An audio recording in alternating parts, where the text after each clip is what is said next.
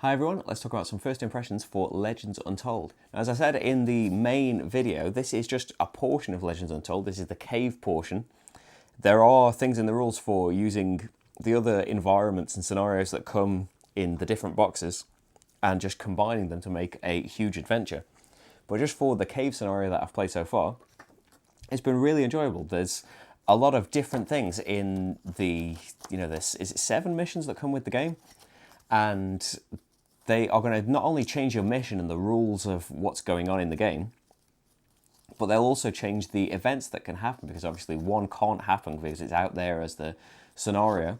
The time deck's always variable. The map might be variable. It might tell you to take a certain location out, and this is going to spring up when a certain thing happens in the adventure.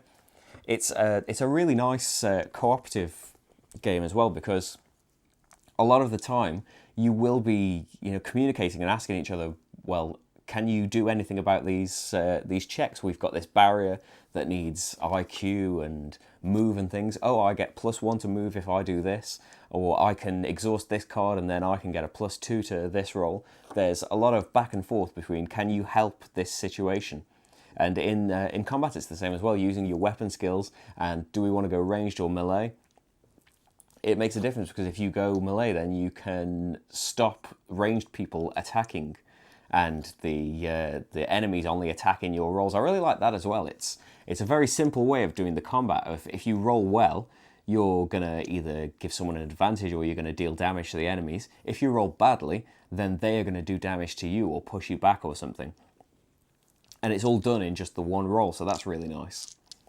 And as I said, there's a lot of ways that these skills, the weapon skills especially, can affect how combat goes, although you sometimes need certain statuses to be able to use those things. You need to be alert to make the most out of your rolls, so I think you need to sneak, really, as much as I forgot and kind of got away with it in that game. I do like sneaking. It does use time up, which is never a good thing, because you don't want those events to come out.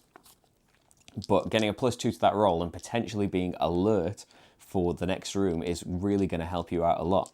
So yeah, I think the game does a really good job at what it's going for, to try and condense down this RPG experience into a tiny card game. In a tiny box, there's quite a bit going on, especially for variability in the game.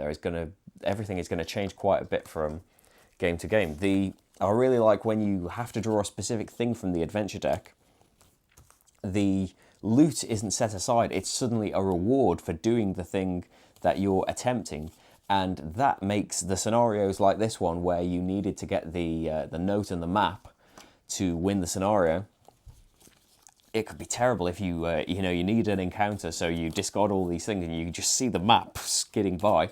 It makes that encounter all the more pressing that you need to do that to grab the loot that you need. But that's just as an aside.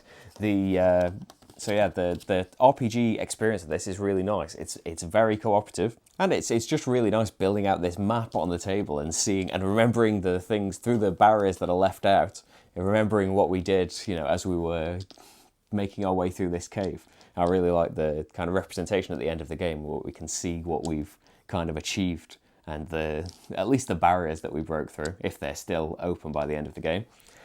Some things to, I suppose, on the, not really a downside, you would need to be aware and comfortable with, there's dice rolling in the game, as in, the RPGs that it's, representing. It's simulating, the randomness and stuff of the dice rolls. In the combat, it works really, really well.